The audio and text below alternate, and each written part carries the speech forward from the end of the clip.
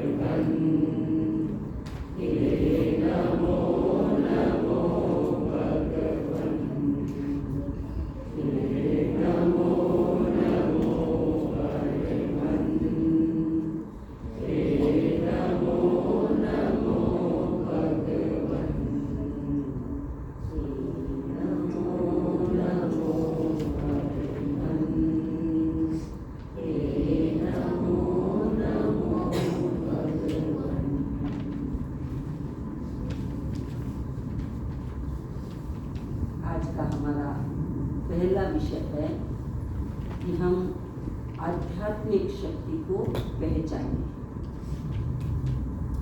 आध्यात्मिक शक्ति क्या है, कैसी हो सकती है, उसका पावर क्या है, उस शक्ति में कितनी एनर्जी है और वो क्या क्या कर सकती है।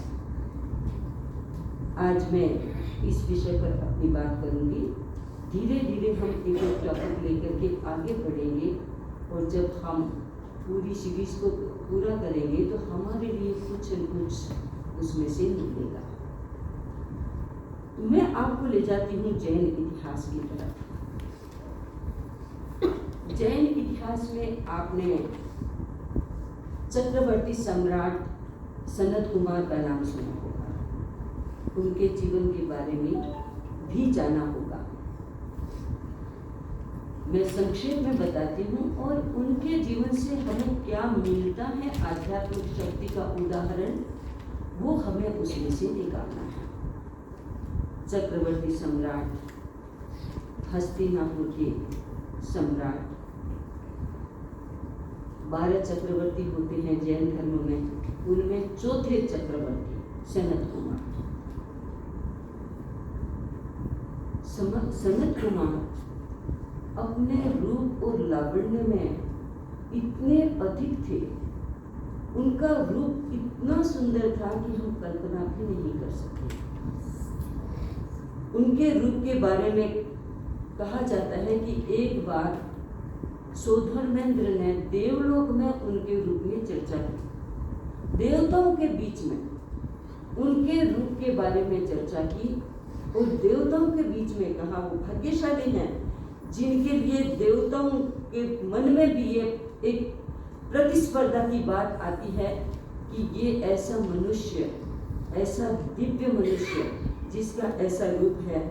तो उसमें कहा गया, राज्ञः सनत कुमारस्य कुरु वंश शिरोमणिः यद् रूपं न तदन्यत्र देवेषु मनुजेषु। राजा सनत कुमार का ऐसा रूप जो कुरु वंश में पैदा हुए, कुरु वंश में सम्राट हैं, उनका ऐसा रूप न तो मनुष्यों के पास है और न देवताओं के पास है। कितनी बड़ी बात कह दी कि तद रूपम न तद अन्यत्र, उनके सिवाय किसी के पास उतना रूप नहीं है। इतने रूपवान सनत कुमार है।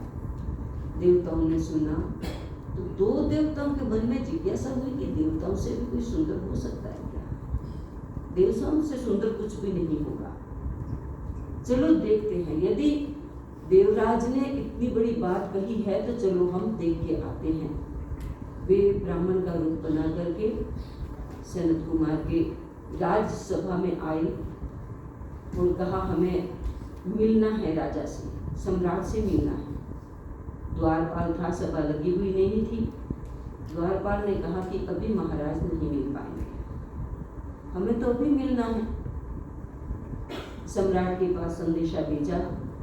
उस समय सम्राट तैयार हो रहे थे स्नान आदि के लिए। उपटन, क्योंकि चक्रवर्ती थे तो उपटन वगैरह बहुत सारी चीजें लगाते हैं। तो ब्राह्मण देवता थे, सोचा कि ब्राह्मण हैं, उनको मना करना ठीक नहीं है, गुरु हैं, उनको वहीं बुला लिया जहां वो अपना कार्य कर रहे थे। वहां पर देखा तो देवता देख करके दंग रह गए, पलक नहीं झपकाए, एक टक देखते रहे। वास्तव में देवराज ने बहुत सुंदर कहा, बहुत सत्य कहा, ऐसा रूप तो देवलोक में भी नहीं है, इतना सुंदर। सम्राट ने पूछा, ब्राह्मण देवता आपके आने का कारण? उन्होंने बताया कि हमने आपके रूप के बारे में बहुत सुना, इसलिए देखने को आ गए। हम देखना चाहते थे कि आपका रूप जो लोग कहते हैं या हमने जो सुना है, तो ऐसा भी कोई रूप होता होगा, तो हम देखने के लिए, दर्शन करने के लिए आ गए। अपनी प्रशंसा सुनते हैं तो थोड़ा अच्छा लगता है, अहंकार भी आ जाता है। कोई ये कहे कि आपके रूप की प्रशंसा सुनकर के हम देखने को आ गए, तो कितनी बड़ी बात हो जाती। तब सम्राट ने कहा कि अभी तो तुम क्या देख रहे हो, अभी तो मेरा ये रूप रियल रूप नहीं है, अभी तो मैंने आधा ही उपटन लगाया है। मेरे स्नान की जो प्रक्रिया है वो आधी हुई है। जब मैं पूरी तरह से तैयार होकर के राजसभा में आता हूँ तब देखना। उन्होंने कहा ठीक है, हम राजसभा में भी आएंगे। वहां से चले गए और दोनों ने मन में विचार किया कि इतना सुंदर रूप, देवराज ने ठीक कहा था। थोड़ी देर में पूरा सज सजा के जो ऑर्नामेंट होते हैं पहन खाना के सुंदर ड्रेस, और आज तो एक बात और मिल गई कि देखने के लिए आएंगे कोई, तो फिर और अधिक थोड़ा सौंदर्य निखारने की कोशिश की। दरबार में उपस्थित हुए दोनों ब्राह्मण आए, आकर के अब पूछते हैं सनत कुमार, अब मैं कैसा लग रहा हूं, अब तुम देखो अब मैं कैसा लग रहा हूं। देवताओं ने कहा, ब्राह्मणों ने कहा, देवता के रूप में ब्राह्मण थे, ब्राह्मणों ने कहा कि अब वो रूप नहीं, जो रूप वहां था वो यहाँ नहीं है। क्यों? ऐसी क्या बात होगी? उस समय तो मैं तैयार भी नहीं था और अब मैं पूरा तैयार होके आया हूं, तो वो रूप वहां नहीं था, जो वहां था वो यहाँ नहीं है। क्यों? ब्राह्मणों ने कहा, राजन, वो रूप आपका अमृत तुल्य था और ये रूप अब विषमय हो गया, इसमें जहर आ गया है। राजन को विश्वास नहीं, कितना बदला है, क्या बदला है, वहां से यहां तक ही तो आया हूं, बदला क्या? ब्राह्मणों ने कहा, आप देख लीजिए क्या बदला। आपको यदि परीक्षा करनी है तो आप थोड़ा सा थूकिए, उसमें यदि मक्खी बैठती है, वो मर जाती है, तो समझ लेना क्या है। पात्र मंगवाया, उसमें थूका और देखते देखते 2-4 मक्खियां आई और मर गई इमीडिएट। सनत कुमार को बड़ा आश्चर्य, ये क्या? पहले अच्छा इतनी सी देर में शरीर में ये हो गया, ये शरीर ऐसा है। शरीर की अनित्यता जागी, अनासक्ति के भाव जागे और उन्होंने पूरा राज्य समर्पित करके और दीक्षा के लिए चले। अरे ये शरीर ऐसा है, इसको मैं कितना पोषूंगा, इस शरीर के साथ मैं क्या करूंगा। अभी थोड़ी देर पहले एकदम स्वस्थ और थोड़ी सी देर में इस शरीर में क्या पैदा हो गया, ऐसा नाशवान शरीर, काया काची, ऐसी गलन शगन जीर्ण शीर्ण बनने वाला, ऐसी काया, ऐसा शरीर मुझे नहीं चाहिए। मुझे इस शरीर का अब लाभ उठाना है। भीतर में जागरूकता पैदा हुई, जागृति हुई और संन्यास के लिए, दीक्षा के लिए निकली। तप करती है, लंबा लंबा तप करती है, साधना करती है, व्रतों को धारण किया, व्रतों की शुद्ध अनुपालना करती है। शरीर तो बीमार हो गया। स्वर्ग से देवराज ने एक वैद्य को भेजा, स्वर्ग से भेजा और जाकर के कहा उनकी चिकित्सा। वैद्य आया, उसने निवेदन किया कि मैं आपकी चिकित्सा करना चाहता हूं। तो सम्राट मुनि सनत कुमार, उन्होंने कहा कि तुम कर्मों की चिकित्सा कर सकते हो क्या, मेरे कर्मों को ठीक कर सकते हो? उसने कहा, कर्मों की चिकित्सा तो मेरे वश की बात नहीं है, तो यह शरीर की चिकित्सा तो मैं खुद कर लूंगा। इतना पावर तो मेरे भीतर है कि मैं अपने शरीर की चिकित्सा कर लूं। उनकी एक अंगुली पे कोढ़ हो गया था। अपने आप कर लोगे? कैसे कर लोगे? उन्होंने अंगुली पे लगाया, अंगुली पे रगड़ा और कंचन सी अंगुली हो गई, पूरा कोढ़ निकल गया। ये कोढ़ निकला कैसे? धूप में इतना पावर आया कहां से? कोई बता सकते हैं? उन्होंने क्या किया? उन्होंने साधना की। यही शरीर था, पहले सुंदर था, फिर रोगमय हुआ, और अब उसी शरीर में रोग को ठीक करने की ताकत पैदा हुई। ये है अध्यात्म की शक्ति, ये है आत्मा का पावर, शरीर का पावर नहीं। शरीर का पावर होता तो पहले भी होता, शरीर का पावर नहीं, शरीर का पावर काम नहीं करता।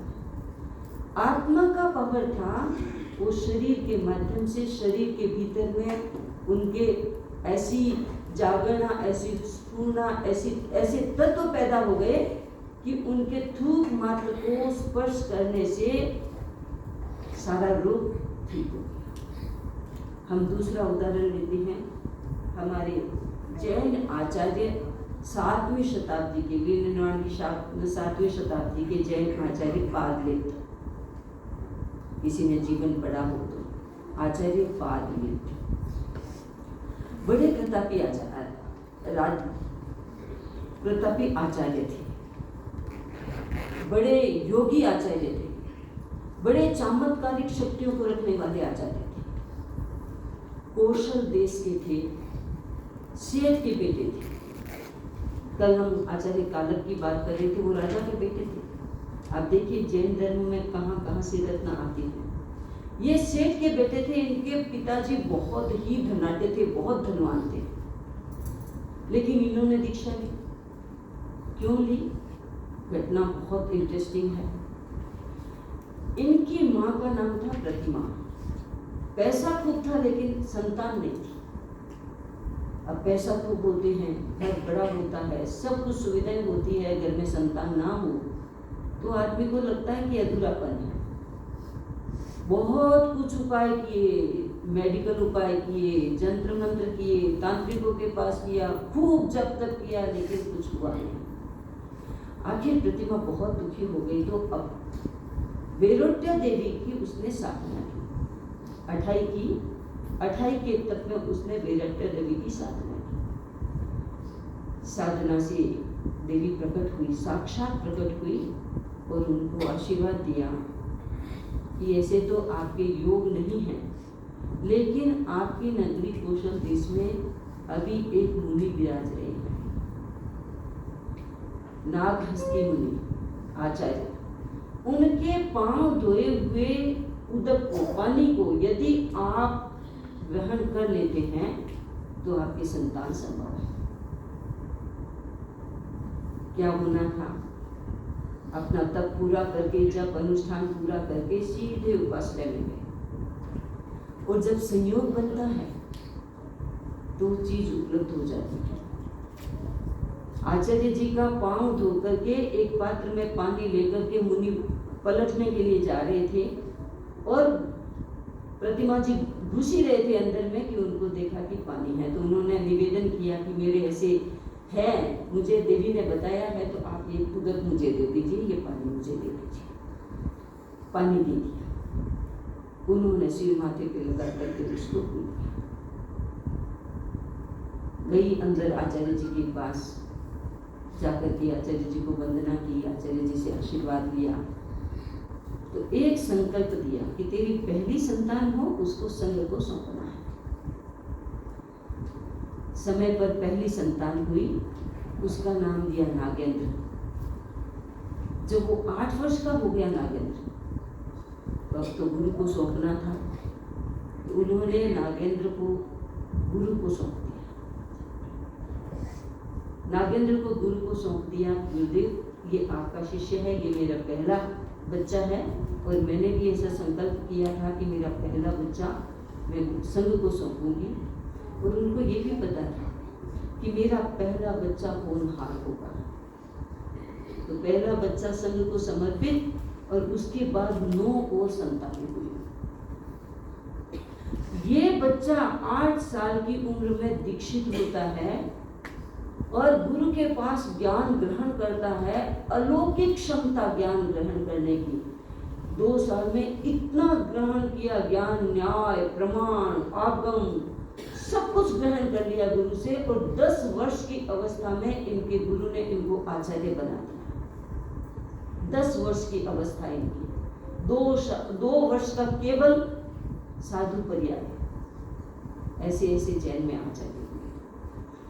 हमको विचार करना है कि आचार्य नागहस्ती के पांव के पानी में इतनी क्या ताकत आ गई, कहां से हुआ ये?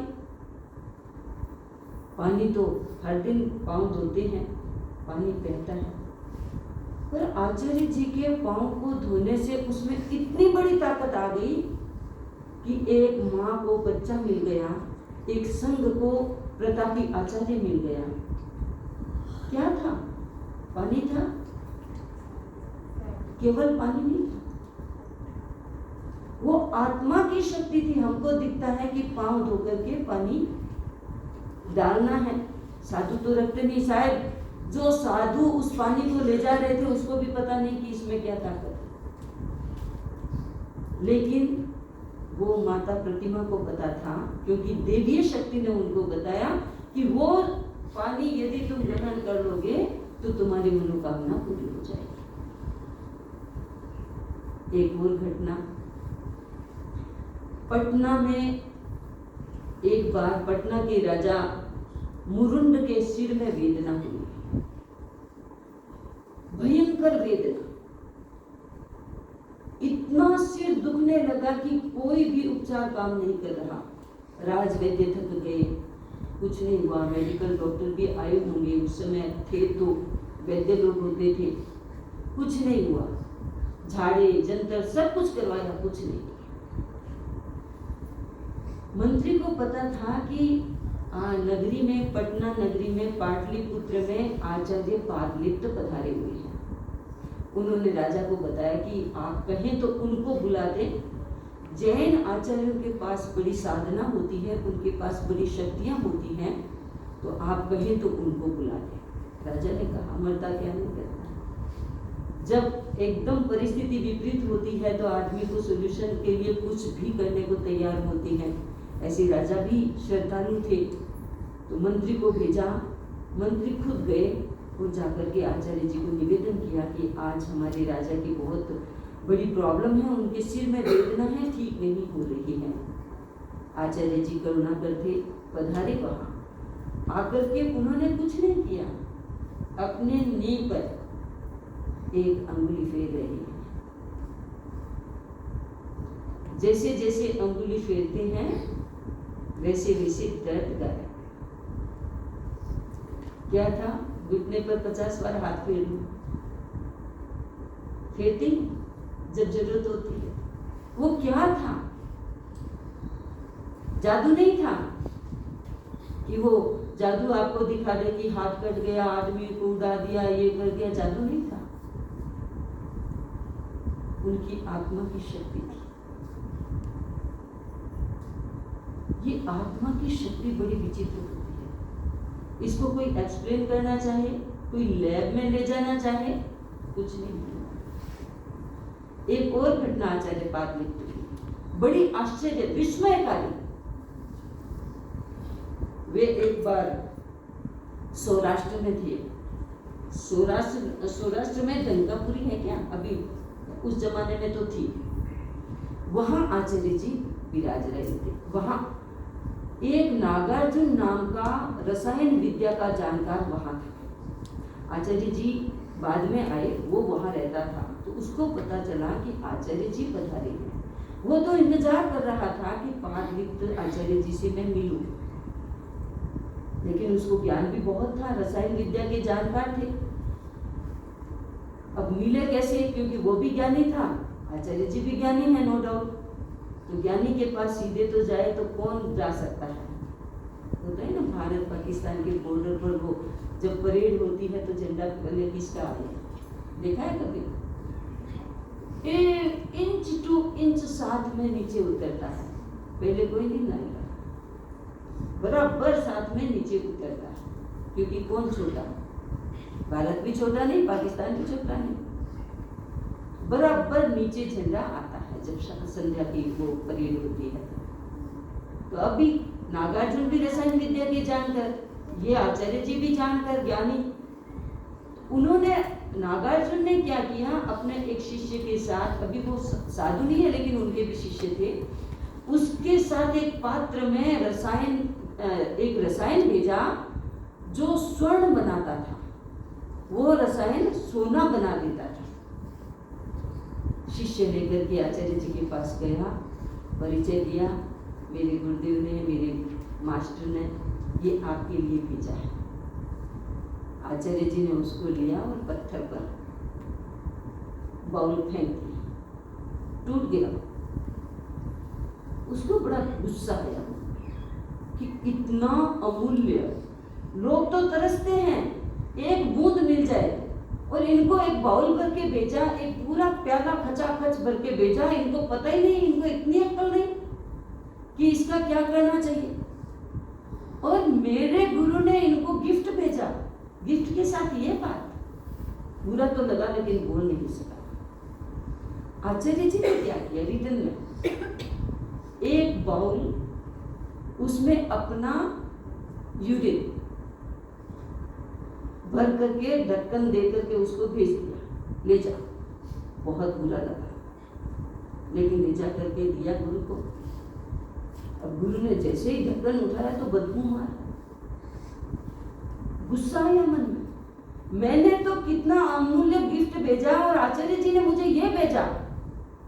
बड़ा तेज गुस्सा आया और उसको, वहां शिला पड़ी थी, उस शिला पे पटक मारा, अग्नि पैदा हो गई।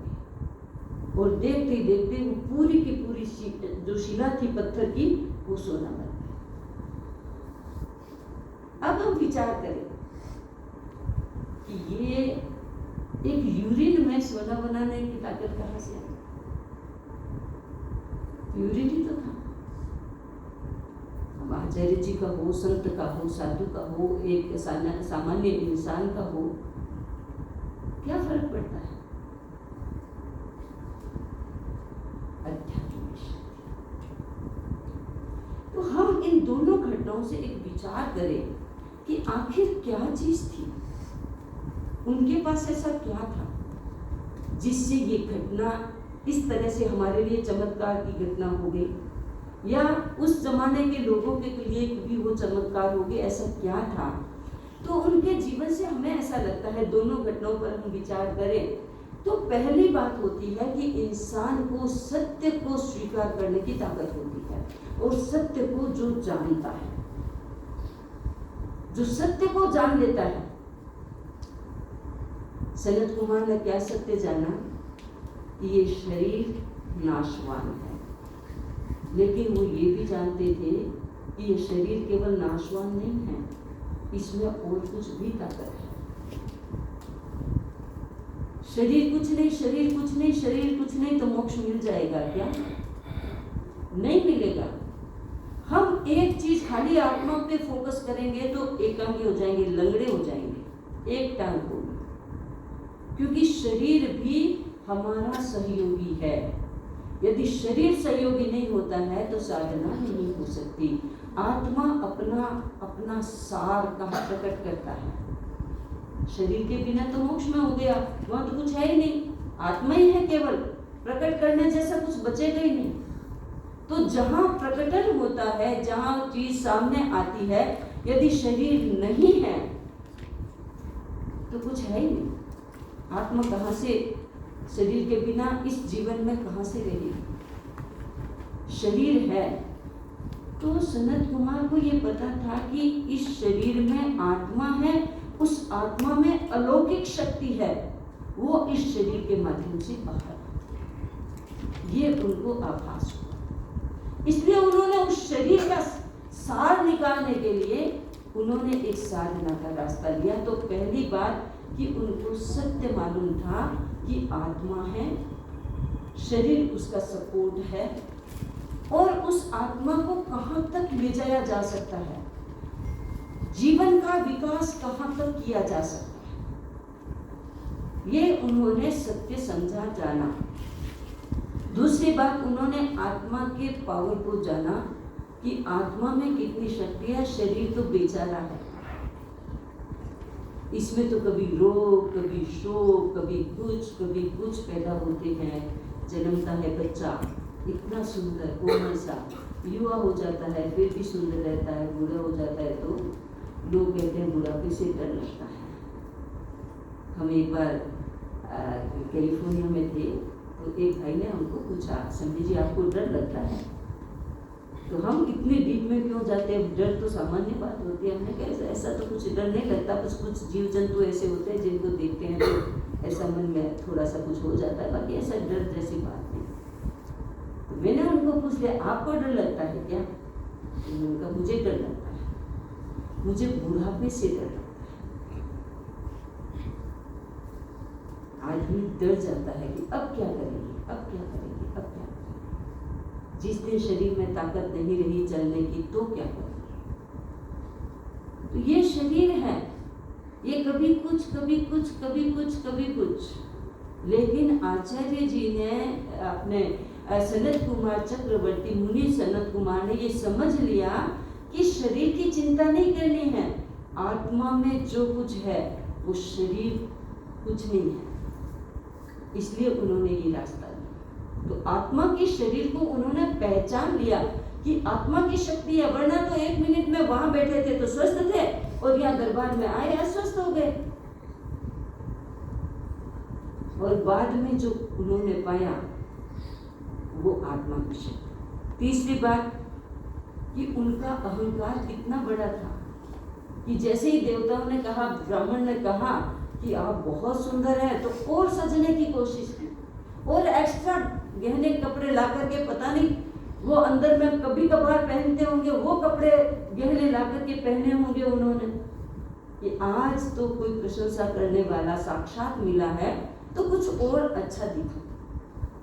एक अहंकार, रूप का अहंकार आया तो उनको रूप का अहंकार भी खत्म हो गया कि किस पे अहंकार करूं।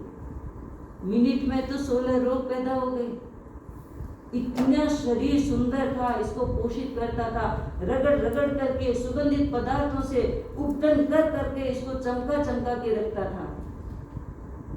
लेकिन ये क्या, कुछ नहीं, आत्मा की ताकत सब कुछ है।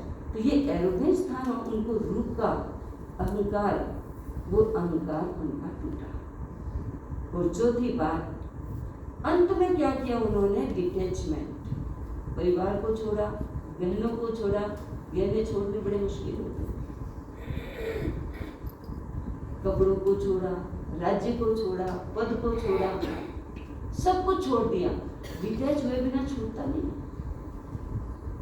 भीतर में अनासक्ति आए बिना छूटता नहीं है। तो अंत में उन्होंने अनासक्ति की साधना की। अनासक्ति की साधना तब होती है, महाव्रतों की साधना तब कर सकते हैं जब भीतर में अनासक्ति होती है। आसक्ति होती है तो महाव्रतों की साधना पूरी तरह से नहीं हो सकती। और जब पूरी तरह से साधना नहीं हो सकती, अहिंसा की, अचौर्य की, सत्य की, ब्रह्मचर्य की कठिन साधना, अपरिग्रह की, ये साधना एक तब होती है जब भीतर में अनासक्ति होती है। वो प्रकाश एकदम 100% प्योर अनासक्ति होती है, तब आत्मा की शक्ति इस रूप में प्रकट होती है। तो आप कहेंगे हमसे तो बहुत दूर है ये। नहीं, दूर किसी से नहीं, उस एफर्ट की बात होती है। तो ये जैन धर्म के हमारे 2 उदाहरण, ऐसे और भी उदाहरण हैं। हमारे चौथे आचार्य जयाचार्य, बड़ी गहरी साधना थी, बहुत गहरी साधना।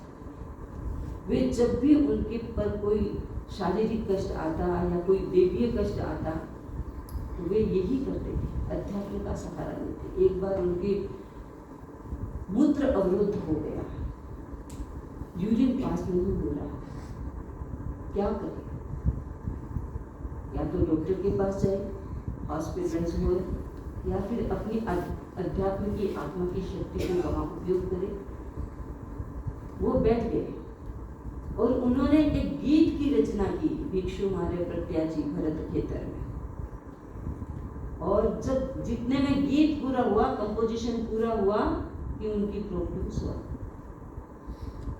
आज भी हम लोगों में इतनी श्रद्धा है कि ये गीत, मैं समझती हूँ कि हमारे गुरु के जो फॉलोअर है, ये गीत जैसे श्वास लेते हैं, सुबह उठ करके पहला श्वास लेते हैं, वैसे इस गीत का उच्चारण करते हैं। ये आध्यात्मिक आत्मा की शक्ति, तो ये आत्मा की शक्ति जहाँ होती है वहाँ पर ऐसी बातें होती हैं। फिर उसके बाद हम दूसरे उदाहरण लेते हैं, केवल जैन में ही ऐसी शक्तियाँ हैं या कहीं और है, क्योंकि अध्यात्म किसी की बकौती नहीं की। तो मैं आपको एक वैदिक उदाहरण देती हूँ। वेदों में आता है एक, आपने नाम भी सुना होगा, ब्रह्मश्री विश्वामित्र जी का। हिंदुओं में बड़े प्रसिद्ध महर्षि हुए हैं, उनके जीवन की कहानी है। एक बार वो चिंतन में बैठे थे कुछ, इतने में उनको एक रोने की आवाज सुनाई। उनका एक शिष्य जाबाली एक औरत को लेकर के उनके पास आ रहा था, बीमार औरत। सारी चिकित्साएं कर ली, कुछ फर्क नहीं पड़ा। तो वो जाबाली उनको, उस महिला को लेकर के और विश्वामित्र जी के सामने उपस्थित हुआ। विश्वामित्र जी ने देखा और देखते ही कहा, सारी चिकित्सा विधियां फेल हो गई, अब तुम मेरे पास लाई हो। गुरुदेव यही बात है, ये अब आपकी शरण में है।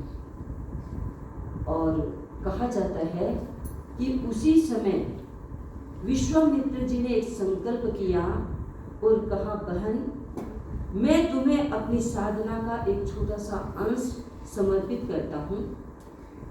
मैं तुम्हारे पास आया हूँ, अपनी साधना को लेकर के आया हूँ और मेरी साधना की शक्ति से मैं तुम्हें ठीक कर दूंगा, तेरे सारे रोग भाग जाएंगे।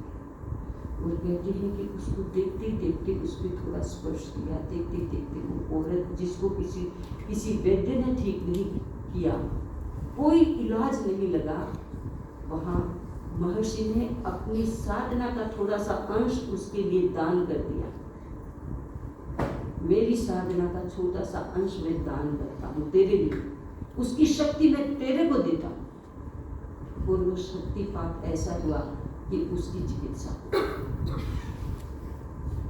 फिर एक और है ऋषि दध्यंग अथर्व। ये उत्तर वैदिक काल की घटना है, महाभारत की घटना है। महाभारत में शांतनु का नाम आपने सुना है। शांतनु एक बार बीमार हो गए। वही है कि चिकित्सा विधियां सारी फेल हो गई। अब सत्यवती चिंतित हो गई, भीष्म भी चिंतित हो गए, क्या करें, क्या इलाज करवाएं। भीष्म अपने पिता का स्वामी भक्त कहे, पितृभक्त कहे, ऐसा पुत्र कि अपने पिता और वो जो नई माता थी उसके कारण उन्होंने ब्रह्मचर्य व्रत स्वीकार कर लिया था। दोनों ही हेल्पलेस हैं, अब क्या करें। सत्यवती ने महर्षि व्यास को याद किया। महर्षि व्यास उपस्थित हुए और कहा कि अब आपको ही ठीक करना है, राजगुरु थे, आपको ठीक करना है। उन्होंने कहा मेरे वश की बात नहीं है। राजा जी को, महाराज को जो बीमारी है मैं उसको ठीक नहीं कर सकता। और चिंता हो गई, कौन ठीक करेगा, क्या उपाय हो सकता है। व्यास जी ने कहा मैं ठीक नहीं कर सकता, लेकिन एक महर्षि है दध्यंग अथर्व, उनके पास ये शक्ति है, वो ठीक कर सकते हैं। तो उनको बुलाने गए। पहले तो मना कर दिया, मैं नहीं चलता, क्योंकि ये जो सन्यासी ऋषि लोग होते हैं बड़े फक्कड़ होते हैं, उनको कोई जबरदस्ती कुछ भी नहीं करवा सकते। उनको खुश करके उनकी प्रसन्नता से कुछ भी करवा सकते हैं। लेकिन कोई कहे आपको बुला रहे हैं, सिकंदर ने किया था ना, भारत पे जब अटैक करने के लिए आए तो सिकंदर को कहा कि तुम भारत से और कुछ लाओ ना लाओ, धन अपने देश में भी बहुत है, एक सन्यासी को लेके आ जाना। अब सन्यासी के पास भेजा अपने मित्र को कि जाओ भाई, एक सन्यासी को ले जाना है।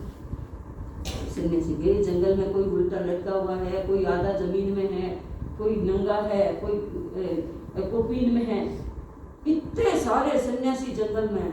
अब उनमें से एक को कहा चलो, कहाँ चलना है, तुम्हें पता नहीं, मेरे स्वामी ने, मेरे सम्राट ने भारत को जीत लिया है। जीत लिया होगा, मुझे क्या। अरे देख, तू चल, सीधे सीधे चल, वरना देख ये तलवार क्या कर लेगा। तलवार से क्या कर लेगा? मैं तेरी गर्दन उड़ा दूंगा। उड़ा दे, ये तो गर्दन उड़नी है एक दिन, क्या कर लूं? नहीं ले जा सकता। मरे हुए को क्या मारोगे? हम तो वैसे ही मरे हुए हैं। जिसकी इच्छाएं मर जाती है वो मर जाता है, जिसकी कामनाएं मर जाती है मर जाता है। क्या मरे हुए को मारोगे? नहीं ले जा सकता। अब तो दिन भी मैं नहीं चलता। फिर मंत्री ने कहा, भीष्म ने कहा, खुद भीष्म गए थे, उन्होंने कहा कि मुझे व्यास जी ने भेजा। अच्छा, व्यास जी ने भेजा है, चलता। गए, जाकर के देखा और हंसे जोर से, ठहाका मार के। सब देखते लगे, क्या बात है। मन में अफसोस होता है, देख करके कुछ वरी होती है, और ये तो हंस रहे हैं, ऐसा क्या हो गया? महर्षि ने कहा कि देखो राजन, आपको शरीर की कोई बीमारी नहीं है, आपको वेदनीय कर्म का उदय है, और दूसरा आपके मन में कुछ ग्रंथें हैं, मनोग्रंथियां बन गई है, साइकोलॉजिकल प्रॉब्लम। आपको इसके लिए, मैं तो इलाज करूंगा, बट आपको इसके लिए अपनी चिंतन शैली को बदलना पड़ेगा, आपकी दिनचर्या को बदलना पड़ेगा। एक तो आपकी सोच, एक आपकी दिनचर्या, इन दो को तो आपको बदलना पड़ेगा, बाकी जो करना है वो मैं करूंगा। उन्होंने अपनी साधना से शांतनु के रोग को ठीक कर दिया। मंत्र का, औषधि का जो भी उन्होंने प्रयोग किया, अपनी साधना से उनको ठीक कर दिया। और कहा जाता है कि उसके बाद उन्होंने अथर्ववेद की रचना की, और वहाँ चिकित्सा विधियां लिखी हुई हैं। तो ये चाहे अध्यात्म कहीं भारत की भूमि में अध्यात्म है, चाहे कहीं भी दिख रहा है, मिलता है। हम जैन हैं, हमें तो जैन धर्म में इतना विश्वास है कि जैन धर्म की साधना पद्धति में अलौकिक असर होता है। जो लोग सोच नहीं सकते वैसा असर होता है। तो ये अध्यात्म की साधना जो करता है, चाहे कोई भी इंसान हो, केवल साधु ही नहीं, गृहस्थ भी कर सकते हैं। ताकत आ जाती है हाथ में, साधना करो, हाथ में ताकत आ जाती है। किसी के सिर पे रखो, चमत्कार हो जाता है। ये है अध्यात्म की शक्ति। और जो चिकित्सा की बात हम आगे करेंगे, धीरे धीरे इसी शक्ति को कैसे हम अपने भीतर के जगा करके, और उसके ऑब्स्टेकल्स क्या क्या हैं, क्या क्या हमको करना पड़ेगा, क्या क्या नहीं करना पड़ेगा, इस चीज पर हम विचार करते जाएंगे। क्रमशः उसी पे विचार करना है। तो ये अध्यात्म की शक्ति हमारी बड़ी ही स्ट्रॉन्ग होती है, जो हमारी सबकी आत्मा में है। आत्मा में कितनी शक्ति है पता है? हम बोल देते हैं अनंत शक्ति, लेकिन हम पहचान नहीं पाते। हमें ज्ञान नहीं है अनंत शक्ति है। हम कहते हैं, क्यों कहते हैं? क्योंकि हमने पढ़ा है, हमने सुना है, हमारा विश्वास है शास्त्रों में, इसलिए हम कहते हैं आत्मा में अनंत शक्ति है, अनंत ज्ञान है, अनंत आनंद है। लेकिन उस अनंत आनंद की कभी झलक ली है? हमने जो आनंद पाया है वो आनंद तो डिपेंडेंट आनंद है। ये है तो आनंद है, ये नहीं तो आनंद नहीं है। घर अच्छा है, बढ़िया है, सस्ता मिल गया और बढ़िया मन लगे जैसा है, आनंद है। और घर खोजने गए, अच्छा मिला नहीं, ना खिड़कियां हैं अच्छी, न कुछ भी जो पसंद आए वैसा नहीं है, और उस घर में रहने को मिल गया, दुखी हो गए। हमारा आनंद कहाँ आनंद है? डिपेंडेंट आनंद कभी आनंद नहीं होता। हमारा ज्ञान क्या है? बुकिश ज्ञान है, वो रियल ज्ञान नहीं होता है। तो हमने सुना है अनंत ज्ञान है, अनंत दर्शन, अनंत शक्ति है। शक्ति तो कितनी है कि कई बार तो लोग एक उपवास संवत्सरी को भी नहीं करते, वो भी एकादश न कर लेंगे। एक बार एक भाई ने एकादश न कर दिया, हमने शाम को पूछा कि उपवास किया? नहीं किया। क्यों? थोड़ी तबीयत खराब हो गई। हमने कहा क्या हुआ? तबीयत खराब हो गई तो कुछ बड़ा कुछ हुआ होगा। कि नहीं 4 बजे जाते जाते एकदम ऐसे निधार से हो गए और भूख लग गई थी, फिर ऐसे खड़े नहीं हो पा रहे थे, तो स्वामी जी एक आसन कर। अरे भूख तो लगेगी, खाना नहीं खाया रहते, ऐसे मशीन थोड़ी है कि भूख नहीं लगेगी। खाना नहीं खाया तो भूख लगेगी, लेकिन उसी में तो शक्ति को जगाए रखना है, उसी में भी तो सब कुछ करना है हमको। तो इतना कमजोर थोड़ी बन जाएंगे कि एक दिन भूख लग गई तो एकासना कर लिया। हमारे गुरु लोग, छोटे बच्चे यदि गुरु हैं, संत साधु यदि 9 साल के भी दीक्षित होते हैं, वो भी गुरु अपने संत है, वो भी आज के दिन मतलब फाइनल डे के दिन खाना नहीं खाते, पानी भी नहीं पीते। छोटे छोटे हमारे बीमार साधु संत हैं, वो भी पानी नहीं पीते, खाना नहीं खाते। तो हम उनके साथ एक दिन तो उपवास कर ही सकते। उस शक्ति का अनुभव करना है हमें। ये आध्यात्मिक शक्ति का अनुभव करने का समय होता है कि उस समय, जिस समय भूख लगे खड़े हो जाओ कि आज तो खाऊंगा ही नहीं। देखो ताकत आती है, आ जाती है। ये ही आत्मा के भीतर हमारी जो शक्ति है, उसी शक्ति को हमें जगाना है। और उस शक्ति को जगा करके छोटी छोटी बातों में टेबलेट लेना, छोटी छोटी बातों में मेडिकल डॉक्टर के पास चले जाना, छोटी छोटी बातों में हॉस्पिटलाइज हो जाना, इससे हम निजात पा सकते हैं। तो ये हमारा क्रम चलेगा। तो अभी मैं अपनी बात यहाँ संपन्न करती हूँ और आपके लिए क्वेश्चन के लिए आपके लिए छोड़ती हूँ 10 मिनट। उसके बाद में हम वो करेंगे और उसके बाद में फिर किसी को कोई क्वेश्चन हो तो पूछ सकते।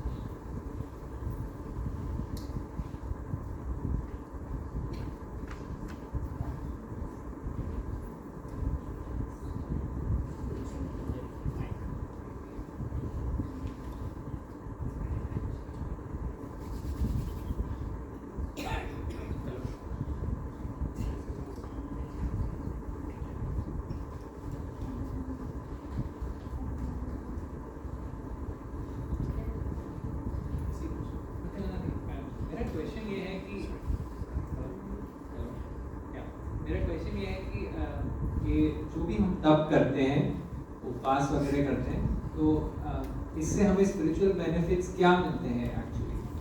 इससे सिर्फ मन की शक्ति या इंद्रियों पे कंट्रोल ज़्यादा बढ़ता है या कुछ और है जिसके कारण इसके लिए हम तप? जैसे जैन धर्म में कोई भी तप होता है, छोटा बड़ा कोई भी तप, उसका एक उद्देश्य, एकमात्र उद्देश्य होता है कि निर्जरा होती है। हमारे कर्म हल्के होते हैं। अब कर्म तो दिखते नहीं हैं, कितने हल्के हुए पता नहीं चलता, ना हमारे शरीर का वजन कम होता है, ना हमें कुछ पता चलता है, अनुभव में भी नहीं आता कि हाँ इससे कर्म कम हो गए, ठीक है ना। लेकिन आप यदि तप के साथ ध्यान करो, आपको अनुभव होना शुरू हो जाएगा कि मेरा तप मुझे हल्का कर रहा है। हम लोग क्या है, उपवास करते हैं तो पहले दिन उत्तरपारणा जो होता है उस पर विचार करते हैं कि हम क्या खाएंगे, राइट। कल उपवास करना है तो हम उपवास के बारे में नहीं सोचेंगे, आज हमको क्या खाना चाहिए ताकि कल ठीक ठाक चले। और कल के दिन हम विचार करेंगे कल पारने में क्या खाना है। तो हमारा जो उपवास होता है वो उपवास बेचारा बीच में लटक जाता है। जो उपवास की रियल एनर्जी होती है वो हम फील ही नहीं कर पाते। सुबह उठे, काम करो, फटाफट काम करो, देर से जाना है, ये करना है, वो करना, हम उपवास को फील ही नहीं कर पाते हैं कि हमारे उपवास में कोई ताकत है या हमको कुछ मिल रहा है या हमारे कर्मों की निर्जरा हो रही है। लेकिन कर्मों की निर्जरा होती है, उसका लक्षण ये है कि जैसे एक दिन में तो फिर भी जितने कर्मों की निर्जरा होती है।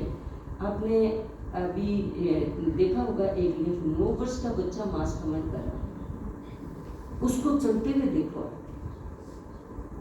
9 वर्ष का बच्चा चल रहा है, वो मांस खमन किया, उसके चेहरे को देखो आप, शाइनिंग है, उसके मन को देखो आप, पीस है, ठीक है ना। तो ये हमारे ये बाहर के सिम्टम हैं जो इंसान अंदर में फील करता है कि कुछ बाहर भी आता है। यदि उपवास बहुत दोहरा है, उल्टियाँ हो रही है, और आप हाई ड्राइव हो जाता है कभी, वो हाई हो जाता है कभी, तो उतनी निर्जरा नहीं होती, तो वो चेहरा भी बता देता है।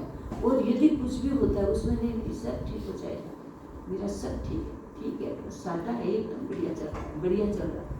अब देखो ये भाव आएगी तो अंदर में कुछ फीलिंग अलग होगी। तो हम चाहें तो हमारे छोटे से तप से भी आनंद ले सकते हैं। आप नौकासी तप कीजिए, ठीक, अब उस नौकासी में तो वो तो सबसे छोटा तप है, फिर आपको अनुभूति कैसे होगी? आप करके देखिए कि आज मुझे 1 घंटा नहीं खाना है, आपको इतनी प्रसन्नता होगी मन में। यदि हमने कह दिया ना, बंदा दे दिया, तो आपको प्रसन्नता नहीं होगी, क्यों? आप दिल से नहीं कर रहे हो, हमने फोर्स किया, आपने शर्माशर में ले लिया बंदा, आपने कर लिया, तब इतना नहीं होगा। लेकिन आपने मन में सोचा आज मैं नौकासी, अब मैं तो सुबह तो 2 नौकासी आ जाती है, जब तक तो मैं नौकासी करूँगा, आप देखो कितना सेटिस्फेक्शन मिलता है। यही सिम्टम होते हैं कि हम फील कर सकते हैं। तो जैन धर्म में तप का एक ही उद्देश्य बताया है कि कर्मों की निर्जरा होती है, लेकिन उसके और भी ये कर्मों की निर्जरा होगी तभी डिसिप्लिन आएगा।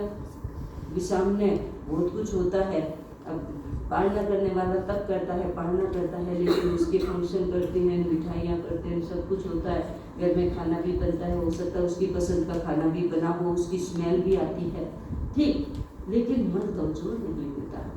तो इसका मतलब है कि उसके अपनी इंद्रियों पर, उसका मन पर उसका अनुशासन हो गया, तो वो तो है ही है। लेकिन जो निर्जरा का पार्ट है वो है तो अदृश्य, जल्दी से समझ में नहीं आता, बट हम अपने तप के साथ होते हैं तो वो भी समझ में आ सकता है।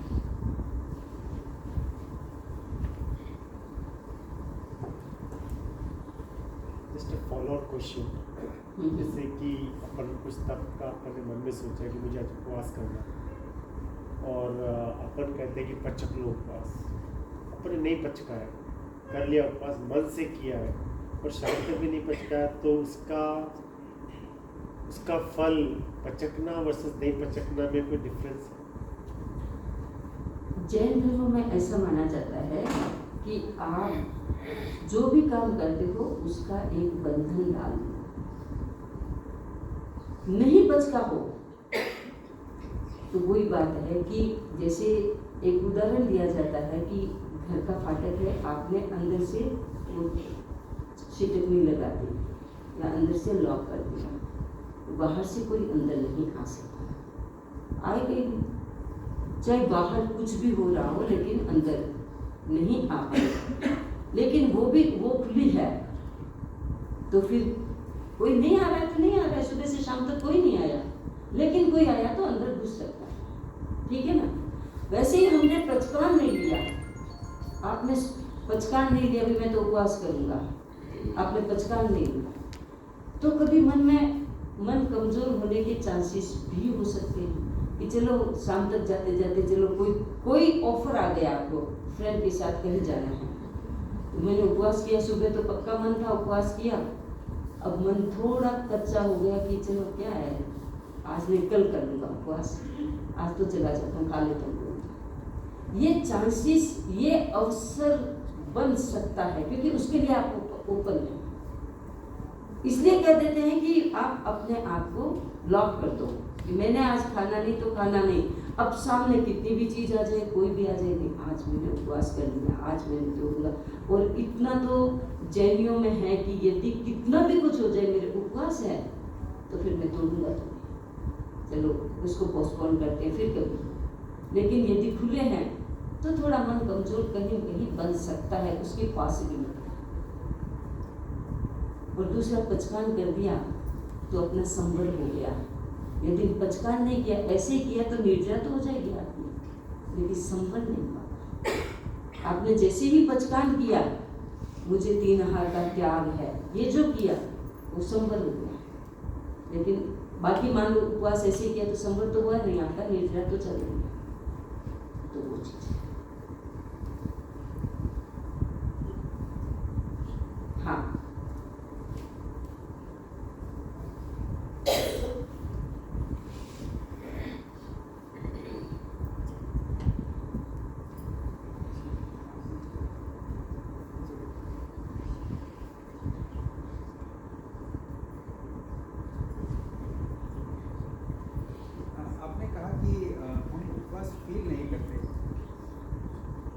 होता है। तो आपने कहा कि हम उपवास फील नहीं करते, बट संवत्सरी के दिन मैं ऑफिस में ज़्यादा टाइम स्पेंड करता हूँ ताकि मुझे भूख नहीं लगे, ताकि मेरा ध्यान खाने की तरफ ना जाए। तो क्या ये करना सही है या वो फील करना चाहिए वो भूख उपवास वाले दिन? देखो, फील करने का मतलब ये है कि मैं उपवासी हूँ, ठीक है। तो उपवासी होने का मतलब है कि मैं अभी सब चीज़ों से दूर हूँ। आप क्या करते हैं कि जैसे आप क्या कई लोग करते हैं कि मुझे भूख पता नहीं चले, इसलिए मैं अपने आप को इग्नोर रखता हूँ ताकि मुझे भूख पता नहीं चले। जबकि भूख पता चलनी चाहिए, पता तो चलना चाहिए मुझे भूख लगी है लेकिन मैं उपवास में हूँ। यदि हम दूसरे कामों में लगे रहेंगे तो आपके उपवास का आपको शाम तक जाते जाते पता चलेगा मेरे आज उपवास है। इसलिए पहले जमाने में क्या करते थे, पर्व तिथि में औषध करते थे उपवास के साथ। आज उपवास है, पूरा दिन उपाश्रय में, घर में नहीं, उपाश्रय में। आजकल तो क्या होता है, आज उपवास है, पूरा दिन ऑफिस में, क्योंकि आज उपवास है तो कुछ करना नहीं और दिन अच्छा निकल जाए, याद नहीं आए तो ऑफिस में चले जाए। और पहले हमारे ट्रेडिशनली जैनियों में ऐसा होता था कि पर्व तिथियों में उपवास करते थे श्रावक और फिर वो पूरा दिन उपाश्रय में बिताते थे। तो अपने को फील करना चाहिए मेरे उपवास है। अच्छा, उपवास में क्या करोगे फिर? तो उपवास को और ज़्यादा स्ट्रोंग, उपवास की एनर्जी को और ज़्यादा स्ट्रोंग बनाने वाले ही काम करने चाहिए, ताकि केवल भूखा रहना उपवास नहीं, उसको और पोषण मिले। तो स्वाध्याय से पोषण मिलता है, ध्यान से मिलता है, और भजन गाने से, मतलब जो भक्ति करने से मिलता है। तो ये सब चीजें उसको पोषित करने की होती है।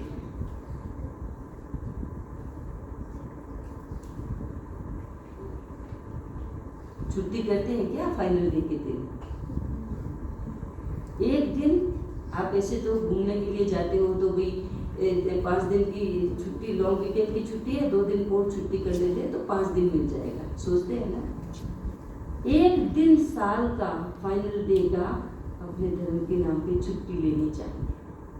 तो आपके ऑफिस में भी पता चलेगा कि इनका रिलीजियस डे है और ये फाइनल डे है, आज के दिन ये नहीं है। और एक छुट्टी यदि घूमने जाओ वहाँ कम कर दो तो कोई फर्क नहीं पड़ने वाला, लेकिन एक छुट्टी ये कम कर देंगे तो आपके लिए, आपकी आत्मा के लिए बहुत बड़ा फर्क पड़ने वाला है। हम कोशिश ये करें कि एक दिन की छुट्टी मार के, और सब हो सके तो सब यहाँ इकट्ठे हों और दिन भर धर्म आराधना हो। इंडिया में तो सुबह 7, 7:30, 8, 8:30, 9 इतने बजे से शुरू होता है और शाम को 4, 5 बजे तक धर्म ही धर्म होता है, कुछ होता नहीं। तो यहाँ भी जितना पॉसिबल हो मान लो तो किया जा सकता है, पोषण भी किया जा सकता है। रात्रिकालीन आपके पास तो इतना बढ़िया जगह भी है, इतनी बढ़िया जगह है, रात को पोषण भी कोई उपवास में करना चाहे तो क्या सिस्टम है वो तो आप देखिए, पर पोषण भी किया जा सकता है, अष्टप्रहरी किया जा सकता है।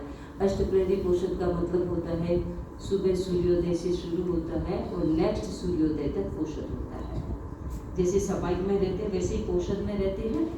और कुछ एक बातों का और मैं समय पर और बता दूंगी, जैसे ही समय नज़दीक आएगा तो बता देंगे। और 6 प्रहरी पोषण 12 बजे से पहले शुरू होता है और 4 प्रहरी पोषण दो तरह से होता है, एक डे का होता है, एक नाइट का होता है। जो डे का होता है वो सूर्योदय से सूर्यास्त तक होता है और नाइट वाला सूर्यास्त से सूर्योदय तक होता है। तो ये पोषण है, तो साल में एक बार पोषण भी किया जा सकता है, उपवास के साथ साथ पोषण भी हो सकता है। तो पोषण में सब ऐसे तो स्लीप ओवर नहीं करते हो, और श्रावक साथ में स्लीप ओवर हो जाता है तो एक दूसरे से वाकिफ भी हो जाते हैं कितने श्रावक है, क्या है, कैसे हैं, तो एक अच्छा माहौल भी बनता है। तो वो भी एक अच्छा अनुभव हो जाता है कि साल में एक बार सब जितने मैक्सिमम जो भी यहाँ पर हो सकते हैं तो साथ में हो जाए। तो इस तरह से अपना उपवास का समय है वो बड़ा वैल्यूएबल समय है, उसको अच्छे से और उसको ज़्यादा अच्छे तरह से हम बिता सकते हैं। हाँ, और है क्वेश्चन? हाँ, तो आप आज बता रहे थे आत्मा की पावर पे, तो मेरे को क्लैरिफाई करना है कि जो सबकॉन्शियस माइंड है और आत्मा है वो एक ही चीज है और दो अलग चीज है, और इनका दोनों का पावर कैसे बढ़ाए? कैसे बढ़ाएं? यस। अच्छा, कैसे बढ़ाए वाला तो आपको सुनना पड़ेगा। हम एक दिन आके छोड़ दोगे तो आपको थोड़े देर हम भी साथी बनते हैं ना, हमें भी लोग चाहिए ना बोलने। जब बोलते हैं तो लोगों की उपस्थिति होनी चाहिए, नहीं तो फिर हमारे कहने भाई कहेंगे कि समनी जी तो बोलते पता नहीं लोगों को पसंद नहीं आया होगा, तो एक दिन आए दूसरे दिन गए। ठीक है ना? तो हम सोचते हैं क्योंकि क्रमशः चलेंगे, बीच में जब कर दिया तो वो चीज़ जो real cheese step by step आप समझेंगे वो रियल चीज़ सामने नहीं आएगी। तो ये तो हम आपका पेंडिंग करते हैं कैसे उसको करना। लेकिन माइंड, हमारा माइंड और हमारी आत्मा दोनों दो है। माइंड है वो विचार शक्ति है, चाहे वो नोइंगली विचार करें या अननोइंगली विचार करें। जो सबकॉन्शियस माइंड होता है वो एक स्टोरेज है, बहुत बड़ा स्टोरेज है, जो एक जन्म का नहीं अनेक जन्मों के संस्कारों को स्टोर करके रखता है। जो हम जानते हुए करते हैं उसको भी, और जो अनजाने में करते हैं उसको भी। हम बहुत काम अनजाने में करते हैं। आप कभी अपने पर फोकस करके देखना, दिन भर आपका दिमाग चलता है ना, विचार आते रहते हैं, या कभी ऐसे शटडाउन हो जाता है दिमाग? शटडाउन शायद नहीं होता होगा, क्योंकि इसलिए नहीं होता कि विचार तो चलते हैं पर आप कहीं और चले जाते हैं, तो आप साक्षी भाव में नहीं रहते। ठीक है ना? दिमाग चलेगा, चाहे पॉजिटिव सोचे, नेगेटिव सोचे, प्लानिंग करें, कुछ भी करें, ये दिमाग चलता रहेगा। ठीक, अब सुबह से दिमाग चलता तो है, ये हर दम कुछ न कुछ विचार कर रहा है। शाम को बैठ करके आप विचार करो कि मैंने आज क्या क्या सोचा, पता चलेगा? नहीं चलेगा। सारी प्रोसीजर की साक्षी हम नहीं बनते हैं, और जब वापस रिकॉल करेंगे तो हमें मुट्ठी भर विचार सामने आएंगे कि ये सोचा, ये बात की, ये विचार किया। सारी प्रोसीजर पूरी कांस्टेंट प्रोसीजर चलती, कांस्टेंट चलता है हमारा दिमाग, वो हमको पता नहीं चलता है। लेकिन ऐसा नहीं कि वो पता नहीं चल रहा तो खत्म हो गया, खत्म नहीं। वो कहाँ जाएगा? वो वहां जाकर के स्टोर हो जाता है। वो वहां जाकर के स्टोर होता है, इसलिए वो कई बार सपनों में आते हैं, कई बार किसी और रूप में आते हैं, वो आते हैं, बहुत चीज़ें। तो वो अपना ऐसा स्टोरेज है। इसलिए कहते हैं कि सुबह उठो तो अच्छे विचार रखो, रात को सोते समय अच्छे विचार रखो। अब आप व्हाट्सएप देखते देखते सो जाओगे रात को, अब उसमें क्या पढ़ा आपने, ठीक, वो सारा का सारा आपको पता नहीं है, वो सारा का सारा वहाँ स्टोर हो रहा है। तो सारी चीज़ें वहाँ जाकर के स्टोर हो जाती हैं। तो हम इसीलिए जो हमारा धर्म कहता है कि उपवास करो, उसके साथ श्रद्धाएं करो, उसे धीरे धीरे ये वो आदत डालते हैं कि हमको जो कॉन्शियस थिंकिंग होनी चाहिए। हम चाहे तो सोचे, हम नहीं चाहे तो नहीं सोचे। इतना कंट्रोल हमारे कॉन्शियस माइंड पे हो जाएगा तो फिर अनकॉन्शियस माइंड भी हल्का हो जाएगा। तो ये है माइंड की बात। तो अब हम आगे एक कल कहा था कि ये सब तुमने लिया है क्या? लिया है ना? और सबको करना है, बड़ा इंटरेस्टिंग है। ऐसा नहीं कि ये कुछ फ्यू लोग करें। हम सोचते हैं कि ये हर इंसान, हर फैमिली में होना चाहिए। करने के बाद आपको अच्छा लगेगा। करना कैसे है? अब आप देखो, यहाँ पर 1 नंबर है, ठीक है, मैं 1 नंबर की बात बताती हूँ। 1 नंबर है वो ऊपर से नीचे भी है और लेफ्ट टू राइट भी है, ठीक है। तो आपके पास एक क्वेश्चन पेपर है जिसमें कुछ क्वेश्चन है वो लेफ्ट टू राइट, कुछ क्वेश्चन है वो टॉप टू बॉटम, राइट, ऐसे चलते हैं। तो ऊपर से नीचे 1 नंबर का जो आपका आएगा वो क्वेश्चन ऊपर से नीचे वाला, तो एक ही खाना है, आप देखो। लेकिन लेफ्ट टू राइट है, 2 खाने हैं। वो 2 नंबर है, उसको एक बार छोड़ दो, वो 2 नंबर ऊपर से नीचे आएगा, ठीक है ना। 2 नंबर ऊपर से नीचे है, लेकिन राइट टू लेफ्ट का कहीं प्रोविजन नहीं है। लेफ्ट टू राइट 1 नंबर, उसके 2 खाने, और ऊपर से नीचे 1 नंबर 1 खाना। तो आप क्वेश्चन देखो, जो एक खाने में ऊपर से नीचे का क्वेश्चन देखोगे तो वो यहाँ नंबर भरा जाएगा, और दाएं बाएं वाला देखोगे तो वो एक नंबर ऐसे भरा जाएगा, और एक दूसरे से जुड़ते जाएंगे। तो आपका कोई गलत होगा तो भी आपको पता चल जाएगा कि मेरा जुड़ नहीं रहा है, इसका मतलब कहीं कोई मिस्टेक है। तो ये हर घर में करना चाहिए ताकि आपको तत्व ज्ञान की कुछ झलक मिल जाए। आपको नहीं आता हो तो आप इंडिया में अपने रिलेटिव से, अपने माँ सती जी से, संतों से, किसी से भी परिचय हो तो आप उनको पूछ सकते हैं, ठीक है ना। लेकिन भरना सबको चाहिए, जितने भी यहाँ बैठे हैं उन सबको भरना चाहिए कि हम भरने की कोशिश करें। 2-4 गलत हो जाएंगे, 2-4 नहीं आएंगे, 2-4 ही आएंगे तो आएंगे, कुछ तो नॉलेज है ना। तो इस तरह से डरना नहीं है। जो भी धर्म का काम सामने आता है, मान लो कुछ भी नहीं भरा, एक ही भर पाए तो भी अच्छा, एक तो भरा ना, इतना नॉलेज तो हुआ। तो अपने को डरना नहीं है। अब जो फर्स्ट आएगा आ जाएगा, हम लास्ट रह जाएंगे, क्या फर्क पड़ता है। हाँ, आप एंड में हमें आंसर बताओगे? आंसर सब बताएंगे आपको, वैसे भी पता, आप भरोगे तो सब पता चल जाएगा कि क्या चीज कितनी है। जैसे क्वेश्चन है, मान लो कि कल एग्जाम्पल दिया कि गुणस्थान 14, अब हम बताएंगे 14 ये है, तो ये तो बहुत टाइम लगेगा। फिर आपने इस बार तो 3 वीक के लिए बुलाया, फिर 3 महीने के लिए बुलाना पड़ेगा, तब सारी बात पूरी करनी पड़ेगी हमको। तो इसलिए आपको पता चल जाएगा कि कौन सी चीज क्या है। आपका जो गलत होगा वो हम बताएंगे कि ये गलत है, इसका सही आंसर ये है। तो जो गलत होगा उसको बताएं, ठीक है ना। तो अब अपन फटाफट 5 मिनट का टाइम है, अपन अपने स्वरूप चिंतन करें। सब साथ में बोल देंगे। कल अच्छा लगा, सब साथ में बोले तो अच्छा लगा। तो पूरे कंसंट्रेशन के साथ, हे गुरुदेव, मैं एक शुद्ध आत्मा हूँ। मैं अनंत ज्ञान, अनंत शक्ति और अनंत आनंद संपन्न हूँ, परंतु राग द्वेष के कारण अनेक पदार्थों, व्यक्तियों एवं छोटे बड़े अनेक जीवों के वशीभूत होकर अनंत काल से संसार में परिभ्रमण कर रही हूँ। 84 लाख जीवा योनियों में जन्म मरण करते हुए शुभ अध्यवसाय, उत्तम कार्यों और श्रेष्ठ आचरण के कारण मैंने इस प्रशस्त मनुष्य जीवन को प्राप्त किया है। सौभाग्य से मैं 5 इंद्रियों से परिपूर्ण भी हूँ। इससे भी श्रेष्ठ बात यह है कि मैंने संपूर्ण आत्म विकास का अवसर प्रदान करने वाले वीतराग धर्म को प्राप्त किया है।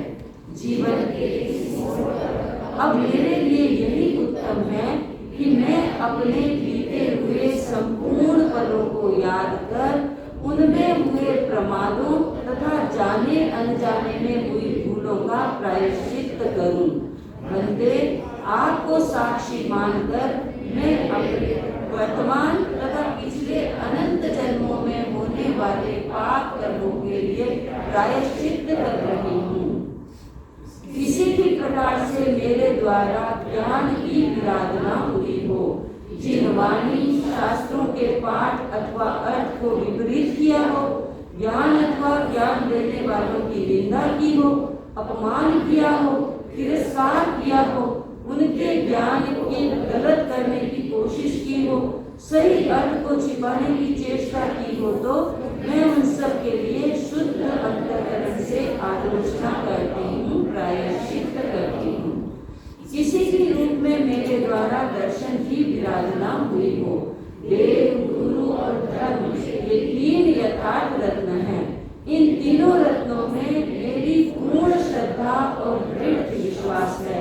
यदि मेरे मन में इनके प्रति अश्रद्धा का भाव आया हो, जीव, अजीव आदि 9 तत्वों, धर्मास्तिका आदि 6 द्रव्यों, आत्मा, कर्म, स्वर्ग, नरक, पुनर्जन्म आदि के विषय में तीर्थंकरों के वचनों पर शंका संदेह किया हो, आर्हत मन के अतिरिक्त अन्य मतों की आकांक्षा की हो, मिथ्यात्व और हिंसात्मक विचारों की अनुराग पूर्वक प्रशंसा की हो, उन्हें प्रसारित किया हो तथा 5 परमेष्ठी की अग्नि नशात्मक की हो, तो मैं उन सब के लिए शुद्ध भाव से आलोचना करती हूँ, प्रायश्चित करती हूँ। यदि मेरे द्वारा चारित्र की विराधना हुई हो, मैंने किसी भी प्रकार का क्रोध, मान, माया अथवा लोभ किया हो, असावधानी के कारण किसी भी त्रस्त अथवा स्थावर जीव के केंद्रीय पृथ्वी, जल, अग्नि, वायु और वनस्पति, 2 इंद्रिय वाले कृमि, अदसिया, रज, शंख आदि, 3 इंद्रिय वाले चींटी, जून, लीक आदि, 4 इंद्रिय वाले मच्छी, मक्खर, 5 इंद्रिय वाले मच्छ, मगर, गाय, सर्प, पक्षी आदि, मनुष्य, देव और नारक जीवों की विराधना की हो, कष्ट पहुंचाया हो, घायल किया हो, भयभीत किया हो, उनका जीवन नष्ट किया हो, जाने अनजाने जिससे हिंसा हुई हो, मैंने किसी से करवाई हो और करने वाले का अनुराग पूर्वक प्रशंसा की हो, तो उन सब के लिए आलोचना करती हूँ। यदि ये हो गया नीचे वाला, मैं मन, वचन और काया की सरलता से इन सब के लिए शामिल कर्म करती हूँ। मेरे सब पाप निष्फल हो, मिटता हो। ओम अर्हम्। मंगल पाठ।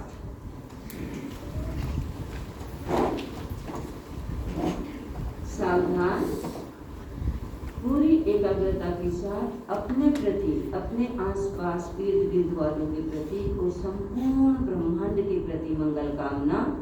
नमो अनंताणं, नमो सिद्धाणं, नमो आयर्याणं, नमो वज्रायणं, नमो लोहे सब्ब साहूणं, एसो पंचनमुक्कारो सब्ब पावपनाशनो मंगलाणं च सब्बे सिंह पद्मं हवै मंगलम चत्तारि मंगलम अरहंता मंगलम सिद्धा मंगलम साहु मंगलम केवली पन्नत्तो धम्मो मंगलम चत्तारि लोगुत्तमा अरहंता लोगुत्तमा सिद्धा लोगुत्तमा साहु लोगुत्तमा केवली पन्नत्तो धम्मो लोगुत्तमो चत्तारि शरणं पवज्जामि अरहंते शरणं पवज्जामि सिद्धे शरणं पवज्जामि साहु शरणं पवज्जामि केवली पन्नत्तं धम्मं शरणं पवज्जामि विघ्नहरण मंगलकरण स्वाम विष्णु नाम गुणोलक संग्रहण किया शरीर चिंता काम अंगूठे अमृत वशी लतितना भंडार श्री गुरु गौतम समरिय वांछित फलदाता संभवनाथाय नमः, संभवनाथाय नमः, संभवनाथाय नमः। ओम अर्हम्।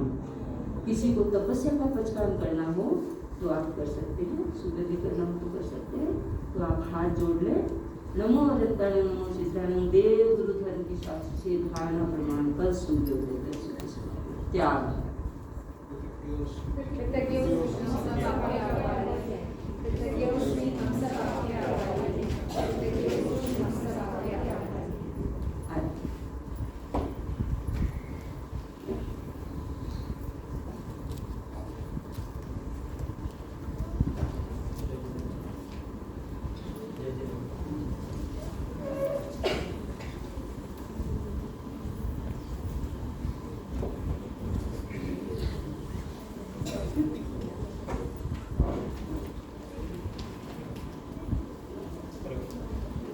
जय जिनेन्द्र, प्रणाम।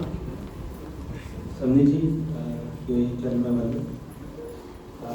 We saw today the power of